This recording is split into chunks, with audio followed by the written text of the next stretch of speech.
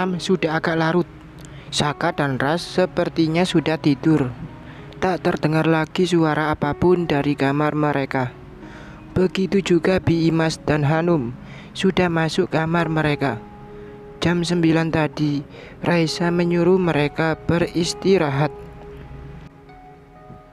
Tinggal Raisa sendiri. Resah tidak bisa tidur. Ia keluar dan duduk di teras depan. Di jalanan juga sudah sepi. Sejenak, Raisa menikmati suasana tenang. Sudah lama ia tidak duduk di teras ini. Dulu, sering ia berdua damar duduk di sini, sambil minum susu coklat kesukaan mereka. Ngobrol ringan, sambil menunggu kantuk datang. Ya Tuhan, banyak kenangan indah dengan damar yang harus dihapus dari hatinya. Raisa memejamkan matanya sambil duduk bersandar di kursi. Dibiarkannya angin malam menyentuh lembut dirinya, menerbangkan anak-anak rambutnya. Entah berapa lama ia dalam posisi nyamannya itu. Mungkin sempat tertidur. Ketika ia membuka mata, ia terkejut melihat damar sudah duduk di depannya sambil menatap dirinya. Aku sudah buatkan susu coklat. Minumlah, masih agak panas. Damar berucap lembut sambil tak putus menatapnya. Raisa tergerakap salah tingkah melihat Damar menatapnya dengan tatap penuh cinta dan rindu. Rasa hatinya meleleh. Jujur saja, Raisa juga rindu. Tapi Raisa harus melawan rasa itu. Bukankah gugatan cerai sudah dilayangkan? Terima kasih, tapi aku sudah mau tidur. Maaf, aku masuk dulu. Raisa berdiri, tapi Damar memegang lengannya. Duduklah dulu, Sa. Kita bisa ngobrol sebentar saja. Raisa masih berdiri, bimbang. Aku sudah menerima surat pemberitahuan dari pengadilan agama. Pelan suara Damar. Akhirnya aku harus membayar semua perbuatan bodohku dengan kehilangan dirimu, istri yang sangat aku sayangi. Kehilangan rumah tangga yang sudah kita bangun dengan cinta dan perjuangan kita berdua. Walau kita masih satu rumah, tapi aku merasa kita seperti sudah lama berpisah. Kamu terasa sangat jauh. Aku rindu sekali, Sa. Namun sebelum rinduku terobati, aku malah menerima surat itu. Membuat aku seperti terhempas. Tak ada harapan lagi untuk bisa bersamamu. Hari-hari indah yang pernah kita lalui bersama selama ini sudah tak mungkin kita nikmati lagi. Damar menunduk, tangannya masih menggenggam jemari Raisa. Dia tarik tubuh istrinya itu agar duduk kembali. Raisa tidak menolak. Damar menyodorkan cangkir berisi susu coklat. Minumlah. Raisa menyecap seteguk coklat yang dipegangkan oleh Damar ke bibirnya. Ada denyar menggelitik hatinya. Setelahnya, Damar pun meminum dari cangkir yang sama, sambil matanya tak putus menatap wajah istrinya. Aku memang bodoh telah berbuat melukai hatimu. Hawa nafsu telah membutakan mata hati dan pikiranku. Padahal hatiku sepenuhnya masih padamu, Sa. Betapa ingin aku memohon agar kamu merubah keputusanmu. Kita mulai lagi semuanya seperti pada awalnya. Dan aku bersumpah tak ada lagi wanita manapun yang akan merusak pernikahan kita. Tapi aku tak ingin memaksamu. Salah dan dosaku sudah terlalu banyak padamu. Damar menatap istrinya dengan mata sendu. Raisa hanya tertunduk membisu. Ia tak mau balas menatap suaminya itu. Takut hatinya goyah. Bagaimanapun, gugatan cerai sudah diajukannya.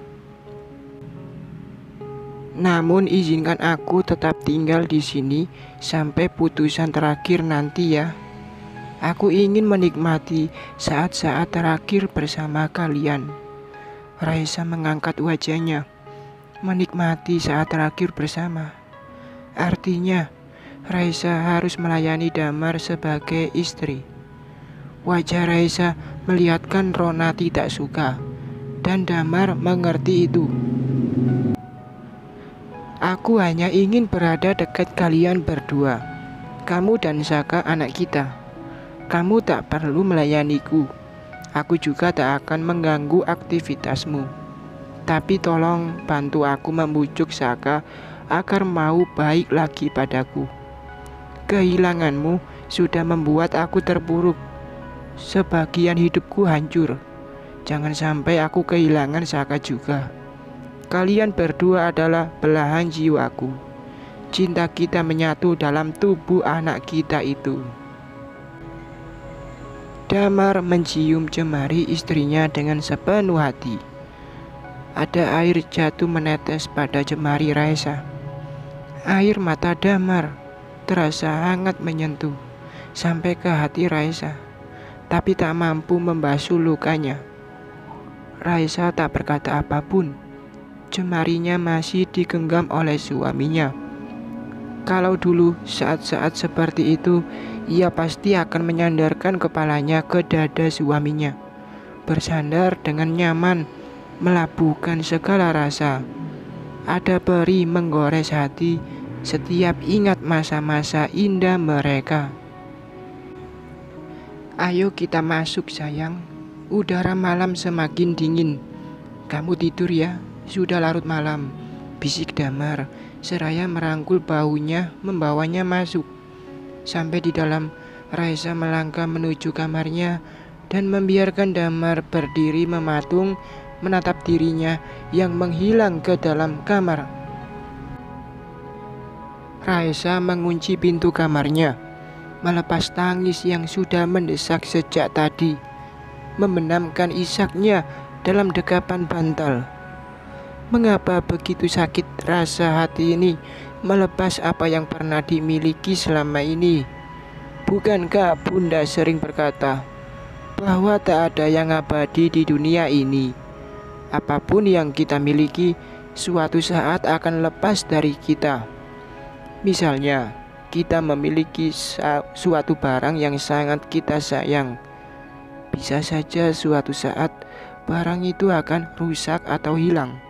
Bahkan kehidupan pun akan berakhir suatu waktu jika sang pemiliknya menghendaki. Jadi bersiaplah untuk kehilangan apapun dan kapanpun. Tapi ternyata Raisa tak siap. Tidaklah mudah melepaskan masa-masa indah yang selama ini dijalaninya dengan suaminya. Perjalanan penuh cinta yang indah telah mereka lalui berdua. Damar begitu mencintainya, melimpahinya dengan segenap cinta dan perhatiannya, membuat Raisa begitu memujanya. Tapi Damar juga yang menghempas perasaannya kini. Ini yang membuat Raisa benar-benar sakit dan hancur. Tak sepicing pun ia tidur malam itu. Kalau bertengkar dengan Damar, tak akan membuat hatinya segundak itu. Sejak ia mengetahui perbuatan Damar, sudah beberapa kali mereka bertengkar hebat, tidak sampai mengganggu tidurnya. Tapi perlakuan Damar yang lembut menyentuh hatinya tadi, sungguh membuat dirinya dalam dilema. Ia rindu, sangat rindu bermanja dengan suaminya. Ia rindu kebersamaan mereka. Ia rindu candaan suaminya. Tapi mengingat kelakuan suaminya dengan Ayuna, ia merasa mereka berdua mencemooh dirinya, menghina dirinya, seolah dirinya orang bodoh yang gampang dikibuli dan diremehkan. Tak terasa subuh sudah datang. Raisa segera mengambil wudhu dan menunaikan sholat paginya. Usai sholat, dilihatnya wajahnya di cermin. Matanya sembab karena menangis semalaman. dan kepalanya pun agak terasa berat. Perlahan ia keluar kamarnya mencari Bi Imas di dapur. "Bi, nanti tolong buatkan susu dan roti bakar untukku ya. Tolong antar ke kamar, aku merasa agak pusing. Dan Bibi juga tolong siapkan sarapan untuk Ras dan Saka. Aku mau rebahan dulu. Mudah-mudahan sebentar lagi pusing ini bisa hilang." "Baik, Neng. Nanti kalau masih pusing, biar Bibi bantu pijitin." Sepertinya Raisa tertidur pulas setelah memakan sarapan yang diantarkan Bibi tadi. Ia terbangun ketika dirasanya seseorang membelai rambutnya. Nyaman sekali rasanya, diusap-usap seperti itu. Sesaat dibiarkannya, dirinya menikmati kenyamanan tersebut. Ketika tangan itu turun mengusap pipinya, Raisa membuka matanya. Dilihatnya Damar yang sudah siap dengan pakaian kantornya, duduk di sisi ranjangnya sambil mengusap kepalanya. Raisa segera duduk bersandar di kepala ranjangnya. Kata Bi Imas, "Kamu sakit. Mau aku antar ke dokter?" Hati Raisa tercekat mendengar suara lembut suaminya. Sesaat terlupakan permusuhan mereka. "Mungkin kamu masuk angin karena kelamaan di teras semalam. Berbaringlah, aku pijitin dan olesi kayu putih." Damar mengatur bantal untuk Raisa berbaring. Kalau saja tidak ada tragedi Ayuna, sudah pasti dengan manja Raisa membaringkan tubuhnya, menikmati pijitan lembut suaminya seperti yang biasa mereka lakukan dulu, dan biasanya akan berlanjut dengan pijitan yang lain yang akan mengantar keduanya ke nirwana cinta. Astagfirullahaladzim. Raisa mengusap wajahnya, menghilangkan bayangan yang sulit untuk dihilangkan. "Aku nggak apa-apa, kamu berangkat saja. Sudah hampir jam 8. Nanti kamu terlambat." "Baik, nanti kalau ada apa-apa, telepon aku ya." Damar meraih jemari istrinya, lalu diciumnya dalam-dalam dengan mata terpejam. Membuat jantung Raisa berdebaran tak menentu, dan sebuah kecupan ringan dilayangkannya di kening Raisa yang diam membeku. Sepeninggal Damar, kembali air matanya jatuh tanpa bisa dicegah. Mengapa Damar harus menunjukkan sikap selembut itu di saat terakhir mereka kini? Apakah Damar betul-betul telah menyesali segala perbuatannya? Kalau iya, haruskah Raisa merubah keputusannya dan membatalkan gugatannya, lalu memaafkan dan melanjutkan hidup bersama suaminya itu? Atau itu hanya trik Damar untuk merayu Raisa agar hatinya luluh, lalu membatalkan tuntutan cerainya dan kembali hidup bersama Damar? Tapi memang seperti itulah Damar selalu padanya. Lembut, penuh kasih sayang dan perhatian. Walau selama setahun belakangan ini ia telah bersama Ayuna, sikapnya pada Raisa tidak berubah. Terdengar pintu kamarnya dibuka. Ras baru sampai di rumah sehabis mengantar Saka ke sekolahnya. Ia melihat Damar di kamar Raisa. Lelaki itu terlihat mencium kening istrinya. Ras merasa aneh dengan sikap kakaknya. Waktu di rumah Bunda, sebegitu tegasnya menyatakan ingin berpisah. Tapi barusan itu apa? "Mbak." Raisa mengangkat wajahnya dari bantal. Diusapnya air matanya. "Nggak kuliah, Ras. Nanti berangkat jam 10, Mbak." "Ada masalah, Mbak?" Ras berdiri di pintu. Raisa menggeleng. "Aku lihat Mas Damar dari kamar Mbak tadi. Mau apa dia?" Bi Imas bilang ke dia kalau Mbak kurang sehat. Dia mengajak Mbak ke dokter, tapi Mbak nggak mau. Mbak mau aku antar ke dokter, tanya Ras. Raisa menggeleng. Nggak usah, Mbak hanya sedikit pusing. Istirahat sebentar, nanti baik lagi. Nanti jam 9 mau ke Cikarang dengan Pak Malik. Mau melihat lokasi apartemen yang mau dipasang gorden. Mbak sudah menentukan sikap untuk berpisah dengan Mas Tamar. Jangan lemah hati. Beberapa kali ia minta maaf sama Mbak dan berjanji tak mengulangi perbuatannya. Tapi buktinya apa? Selalu dan selalu diulanginya lagi. Sebaiknya Mbak suruh ia pindah dari rumah ini mulai sekarang. Toh sebentar lagi sudah ada putusan cerai. Aku khawatir ia memanfaatkan kelemahan Mbak untuk melakukan hal-hal yang merugikan Mbak. Iya, nanti Mbak pikirkan. Mbak mau siap-siap dulu. Sebentar lagi Mbak berangkat. Malik menepati janjinya, tidak datang sendirian. Ia membawa sopir Pak Jono, sehingga mereka bertiga di mobil. Ketika dalam perjalanan ke Cikarang, ia duduk di bangku belakang bersama Raisa, membuat Raisa jadi risih. Ada masalah yang terjadi? Malik bertanya ketika mereka sudah keluar dari rumah Raisa. Raisa menggeleng.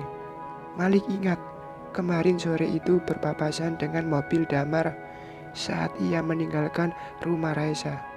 Dan pandangan Damar terlihat menatap marah ke mobil Malik. Malik khawatir Damar akan marah dan menyakiti Raisa karena hal tersebut. Tapi matamu, kamu habis menangis. Raisa membisu. Rasanya tak perlulah ia menceritakan pada Malik apa yang terjadi semalam dan pagi tadi antara dia dan Damar, juga tentang hatinya yang galau atas sikap Damar yang menyentuh perasaannya. Kalian bertengkar, dia menyakitimu. Good. Mengapa Malik sangat perhatian padanya?